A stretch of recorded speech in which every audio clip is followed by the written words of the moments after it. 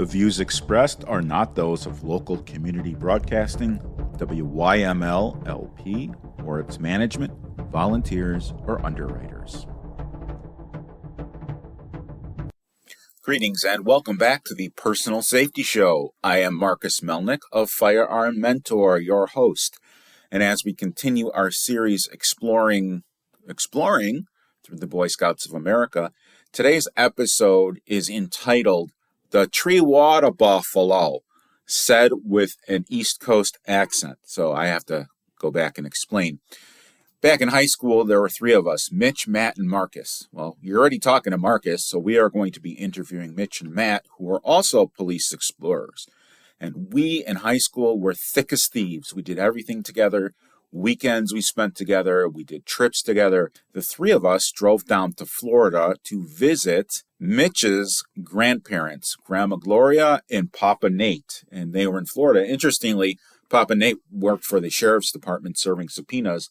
And what warms my heart is exploring really creates lifelong friendships, lifelong relationships. And when I encounter someone who was an explorer, it just, my eyebrows go up and I'm like, oh, wow, cool. Where were you an explorer? And it sparks a whole new conversation. So why the term the three water buffalo? Well, Mitch's grandparents lived in a gated community. I think you had to be 55 or older. And we would go to their pool all the time, every day that it was nice out. At the pool, there was this very heavy East Coast gentleman. His name was Irving. I know kids are mean. We were teenagers. We called him Big Fat Irving, but not to his face. So we would walk into the pool. He'd already be there exercising, or we'd come in and he'd say, "Hey, it's the Tree Water Buffalo." And in that community, when we would go there in the morning, the discussion was what's for lunch. When we would go there in the afternoon, the discussion was what's for dinner. Big Fat Irving used to call us the Three Water Buffalo, and it just was a funny name that stuck. And that's why this show is called the Tree Water Buffalo. So this show is going to be about two of the Tree Water Buffaloes, Mitch and Matt. And what warms my heart also is that I've known these people for decades, long time. We were in high school together, and they truly understand me. They truly get all of the hardships and triumphs that I went through. As we know, life is a roller coaster. It goes up and down, and over the years, they also were some of my few contemporaries today who actually knew my parents. My parents passed away relatively young. My father was in his 50s, my mother was in her early 60s, and they knew them, and my parents loved these people. If you stay tuned to the end of the show, I've got some updates for you on some legal cases that have happened and decisions that have happened in Illinois, as well as there's a new firearm that's out designed to help people who have strength issues in their hands. So if you stay tuned to the end of the show, you're going to get all this great information. Stay tuned because Matthew Edelstein is next. I have with me today Chaim Edelstein, and he was a police explorer with me who grew up and still is serving others. Chaim, thank you very much for taking the time to talk to our listeners. It's a pleasure. Thanks for having me, Marcus. Chaim, can you tell everyone, what is your origin story? How did you get started in your career? Did you want to become a police officer? I grew up in Skokie, pretty typical background, public schools, and we had met in high school, and you had got me interested in the police explorers, and I guess all through childhood, I was a big fan of all the first responder type of shows, Emergency, Chip, TJ Hooker, more I can't even think of, but I was a big good guy versus bad guy, always rooting for the good guy, of course, but always a fan of law enforcement, and it was only natural to want to be part of something as much as a teenager could, and the explorers were great. It was a great experience, a great group. Shout out to former officer trying to do. I'm sure he's out there somewhere. I remember him very well. He was great. And I just remember a lot of positive interactions. And at least at one point in my life, I think I would have wanted to go into law enforcement. I think as I got older, I remember in high school, for example, I would, on days off of school, I would actually go to the Skokie courthouse. I would sit in active court, listen to bond hearings or preliminary hearings, thinking, oh, maybe I want to be a lawyer now, or something to do with criminal justice. But to be honest with you, over time, I think I got jaded, which I think was a good thing for my personality. I don't think I would have done well in law enforcement. I don't know if honestly, it takes a very special mentality to deal with the issues of law enforcement. And looking back, I'm glad no pun intended, I explored it. But I think where I ended up was probably more suited what I was meant to do. Early on in your career, you actually worked for Skokie Public Works. And as an aside, I totally forgot you used to go to the court buildings. Yeah, I remember that. I think I went. You went there with yeah, once or twice, yeah. I went with you a couple times. So early on in your life, in your career, in your 20s, you joined Skokie Public Works. And I remember you busting your butt every day, covered in sweat. And can you tell everyone about that? And that was a service to others type job. Even though you might not have had a lot of citizen contact, you still were definitely serving others. So can you tell us about that experience? When I was in university, the 4 years I was in university, I worked in the Public Works Department, a program where college kids could come and work for the summer. And I loved it.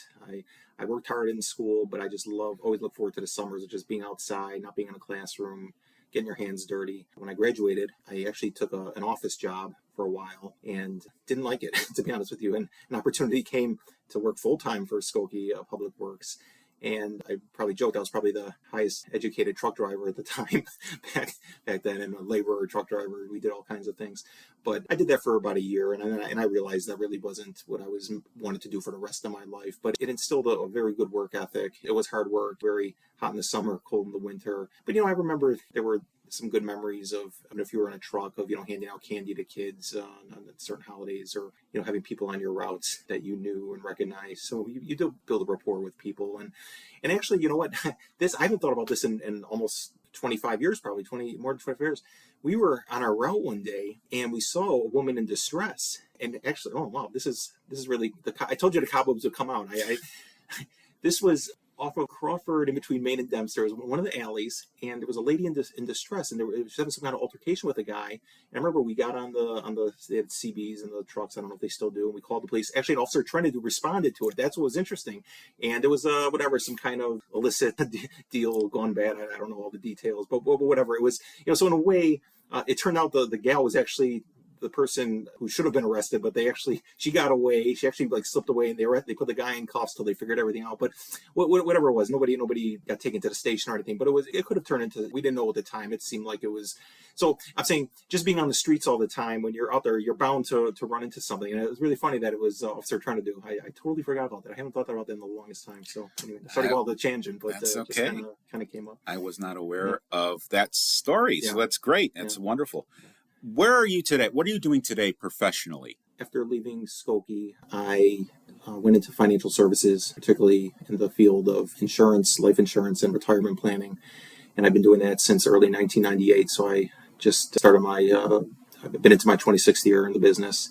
It's not as glorious as, let's say, being a police officer or some other first responder where you're literally saving someone's life. I am proud to say that it's a very honorable profession, and we do sometimes save people financially. I've had the privilege, the merit to have paid life insurance claims, some disability and income insurance claims for people who either passed away or got sick or hurt and couldn't work. And then those funds literally at times have made the difference between a family or a person making it financially or not making it financially when a tragic event happens. So there's different ways to help people. There's different ways to serve people. And I've found the life insurance industry and the business and the industry in general to be very, very honorable, a very noble profession. And I'm very proud of it. And again, I didn't go, I'll be honest with you, I didn't go into the business thinking, I'm going to be some kind of hero. And when I was a kid thinking, I'd be a police officer or a firefighter, you always want to be the hero, right? You want to save somebody, you want to get on the news, you want to be, now people don't want to be on the news, but back in the day, you wanted to, look, everybody wants to be recognized, everybody wants to feel good about what they're doing, everybody wants to be valued. And, this is kind of a way to, again, you hope it doesn't happen, but when you're in the business long enough, the law of numbers is going to dictate that you will have a claim. And some advisors and agents have more claims than others, but I have had my fair share, and more than, I'd say 2/3 or more of them have been on the unexpected. It's not the person who's very old. It was actually a person who was very healthy just a few years before. So very, shocking type of situation. So it's very humbling, and it makes me proud to be part of something that I can be the hero in somebody's life. Well, and that's why I'm interviewing people, whether they went into law enforcement or not, because not all heroes wear capes, not all heroes wear badges, and sometimes there is what I call a quiet hero, and I would describe you as a quiet hero. And I'm speaking from experience. It sounds kind of funny, but Checks in the mail. as you know, Chaim, my father died when we were teenagers, and you might not have known this, but he had $30,000 of life insurance. That's it. Nothing. It did not go very far. It covered his funeral and a couple medical expenses. That was it. So my mom did have to go out and get a full-time job, and he was just not appropriately insured. He died when he was 57. He didn't think anything was going to happen, and he never went to the doctor. In this case, he didn't go to the doctor for 2 years. By the time they found his cancer, it was already spread, metastasized too much. So I go through life saying, oh my goodness, well, maybe I ought to get some life insurance. So we'll talk offline. Tom, I know it was a tough time for you and your family. And I know you stepped up, and I know you worked, and you're always working and volunteering, working, getting good grades in school, getting much better grades than me. But you were somebody who, you became the man of the house at a relatively young age. And your mom, she rest in peace. I also remember she worked hard, and you know what, you did what you had to do, and it was unfortunate. And you just hope that, again, nobody expects to pass away in their 50s or at any. Really, there's no time. Nobody ever expects to. But is one of my favorite sayings is that there's no do-overs, and that doesn't just apply in my business, but in law enforcement also that can also apply. There's no do-overs. You got to get it right the first time. Absolutely. And growing up, I had similar tastes in entertainment as you did. When I was a kid, one of my favorite movies was Red Dawn. So in my twisted brain, I thought, well, if the Russians invade, I'm going to survive. I never thought about financial survival until I got much older, actually became homeless for a little while and said, holy cow, I did not plan well. And my attitude has changed a little bit since then. So let's go back to the Explorer program. In your own words, what is the Explorer program? What do explorers do and learn? And what are some of the volunteer projects? Or if you can give an example of one volunteer project, that would be fantastic. Well, I remember it, different opportunities. I know I just passed by the North Shore Hilton on Gulf and Skokie Boulevard. There was a charity bike ride, and the explorers used to volunteer there, getting things set up and helping people. That was once a year. I remember we'd get there 5 or 6 in the morning and stay there all day and help. I know there were all kinds of conferences, and looking back, I wish I would have taken a little more advantage of some of the opportunities that were there. I mean, I also had a job during that time and other interests. If I had to do it over again, I may have wanted to get a little more involved. But I remember going on a ride along with Officer Trinidad, and that was, I'll never forget that. That was 4 hours. I remember from 7 to 11 at night, we went out, and I mean, that was just an amazing experience. There were just the meetings. I think they were Wednesday nights, if I remember. Yes. They were. Oh wow. Yes. Okay, the cobwebs are coming off. So we had the Wednesday night meetings, and if I remember right, they'd bring in different speakers, and I remember you doing presentations, and it was a very positive environment, positive atmosphere. I'm a parent now, and I live in Wisconsin, and in our area, I don't believe there was an Explorer program, but if there was, I definitely would have wanted my kids to be involved, because if it is anything like Skokie's was, and I'm sure still is, it's just, the kids there are good kids, and they have, for the most part, you can assume they have like-minded values, and you want your kids hanging around with kids that are making good choices and have their heads on straight. And it was just overall a positive experience. I hope it's still going strong. And as I said to you offline here, there's so many things I probably don't remember. Again, it was just so long ago, but overall, just going through some names before we came online here, and I remember him, I remember her, and there were just a lot of nice people there that I'm sure are doing very well now. You answered my next 2 questions. Thanks a lot. No, I'm kidding. It's good. It was a very good answer. I have children too, and after doing this project, one of them's in Israel until another 3 or 4 weeks. But when he comes back, he wants to go into engineering. So I'm looking into an engineering program for him. Beautiful. And my stepson wants to go into medicine. So I know in this area, there's going to be a big launch of a medical program in the fall. So I'm going to see if he would be interested in going and doing that. My older son is an adult, basically. So he kind of ages out of the program. What did exploring teach you or reinforce that your parents taught you about life? The first thing that comes to mind is there's good and evil. There's good guys and bad guys. And again, the Explorer program wasn't about SWAT teams and anything crazy like that, although we did learn about some of those things. But just that there's room in this world to do good things. There's opportunities. There are positive role models. There's a lot of good things going on in the world. But yet, at the same time, obviously law enforcement's there for a reason, because there are people who don't obey the law, and there's people who are doing things they shouldn't be. And those things have to be dealt with. It gave me a sense of pride. It gave me a sense of, I don't know, I think a sense of security. I used to love, I know the old police station we used to meet at on Main and Niles Center or Lincoln, whatever it was. I know they have a nice new bigger facility that was built in recent years, but when we go there, it was a safe place. I got good vibes from it, and just overall positive memories of the whole experience. So back when we were teenagers, it was obviously a different world than it is today. Much different. And I want to share with my listeners a story about my friend Chaim. After my father died, it was a big secret that our family owned firearms. Big secret. My dad didn't want anyone breaking into the house, and it was just, I couldn't tell anyone. So after he passed away, I told people. You are one of the people I told, and you did not believe me. No way. No. And obviously your family had not owned firearms, at least at that point. I have no idea now. But I remember being in my basement of my Skokie home and showing you some of the guns. And then we went to, it's not in business anymore, but Bell's shooting range. And we were teenagers. Maybe we were 20, but definitely under 21. And we went shooting, and it was a blast, so to speak. So that was a lot of fun. I actually remember that very well. And why I remember this, I'm sometimes with dates. It was actually December of 91. So I'll dox myself around. I was 18 years old, and you were just, close to 19, whatever, yeah. From months ahead of me.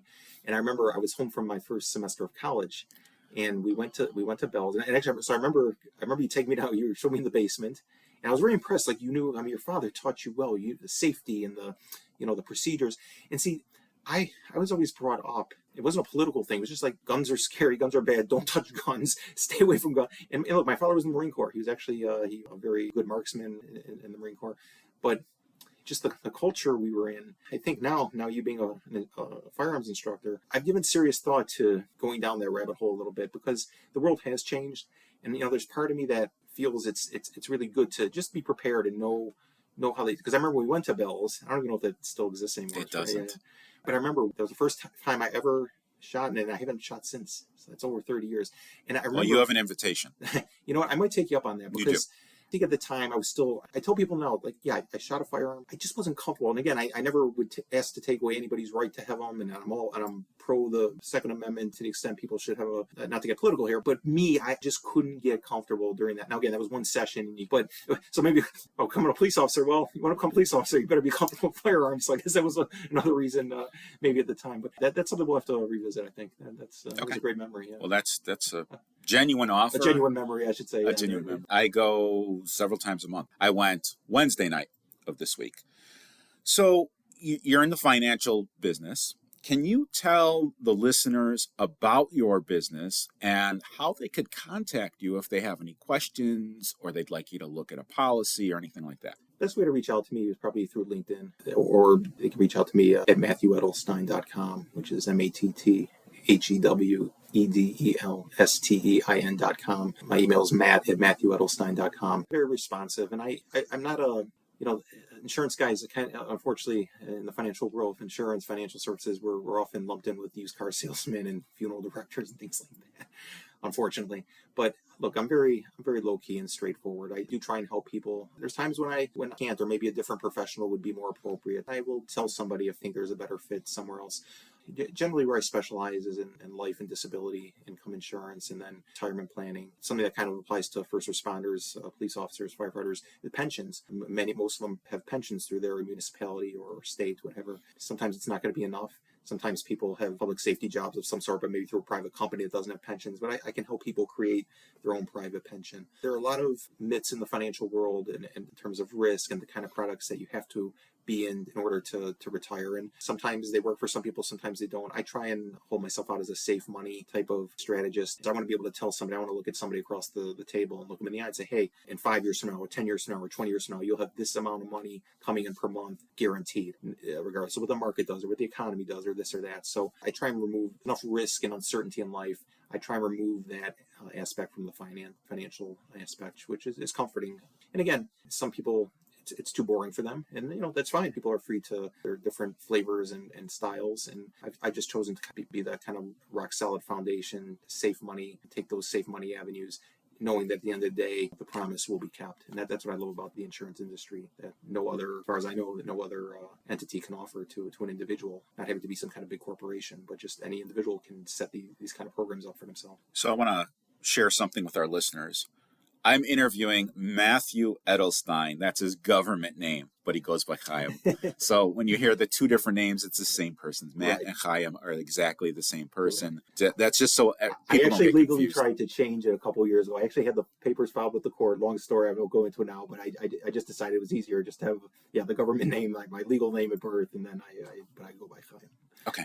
Sweet. What final thoughts can you share with our listeners about financial planning, about the Explorer program?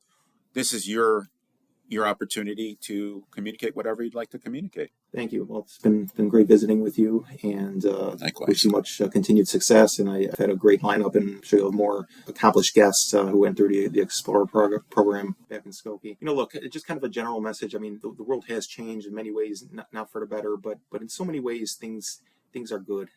Technology can be used for good or the opposite. And we have opportunities to utilize our time in ways that we haven't. There's opportunities to learn. Most people are in a position where they can, with the iPhones and computers, we can pursue our interests. So I would just say the Explore program was a wonderful opportunity for me to explore an area of the criminal justice system. I was interested in criminal justice in general, but specifically exploring was for law enforcement. I encourage people to encourage them or for their kids, look into programs. Don't be afraid to take a lower paying job in high school or college and get experience and make connections and serve others.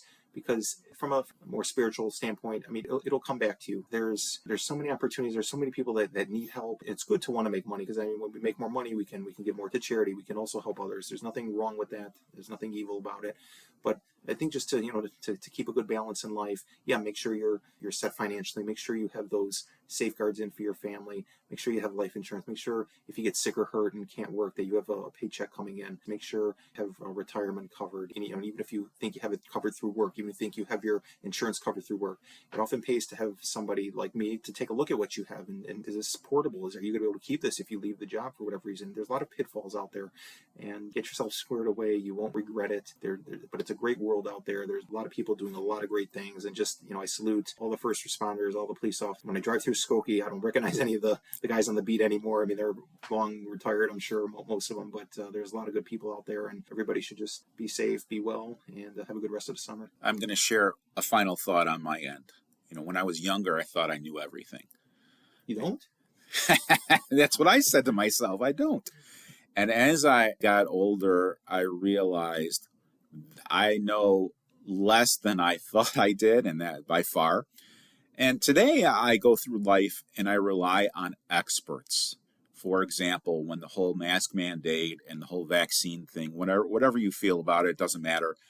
I didn't know what to think. I was surrounded by conservatives who said, oh, the government's going to track you. And then I was surrounded by liberals who said, no, the government says you should get it. I asked my doctor. He told me to get it. He's the expert.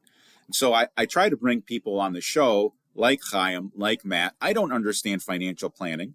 I certainly don't. Matt, can you please repeat your contact information and website for our listeners? Sure. Again, LinkedIn, you can find me probably the easiest way, or www.matthewedelstein.com. Thank you very much for taking the time with me today. It was a pleasure. Thank you. There you have it, folks. And we have a little bit of extra time with this segment. So I'd like to discuss my background with the Skokie Police Explorers. When I was a sophomore in high school, beginning of the school year, I received what I would call a random letter in the mail inviting me to what's called a first night. And a first night in exploring speak means that it's a night that they attempt to recruit new people. So I went there with my father and my mother. I don't remember if my sister was with me. And we went to the Skokie Village Hall. We were presented with an old style carousel slideshow. That's how long ago it was. Nothing digital about it.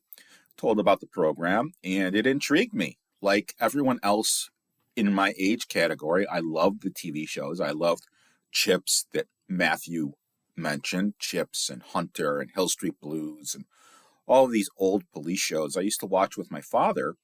And I was like, this is really neat. This is really cool. A lot of things happened, and I was invited into the post. And my first meeting, Let me scratch that and go back. There are several generations of Skokie Explorers. Generation 1 started in the mid-1980s. This was 1988 that we're talking about. And all of these people that were in the first generation are now going away to college. So there was no leadership there. Immediately, they recognized that I'm a go-getter. I don't know if I had a lot of leadership at that point, but I was elected, or in this case, voluntold, that I would be the post treasurer. So I handled the finances for the post.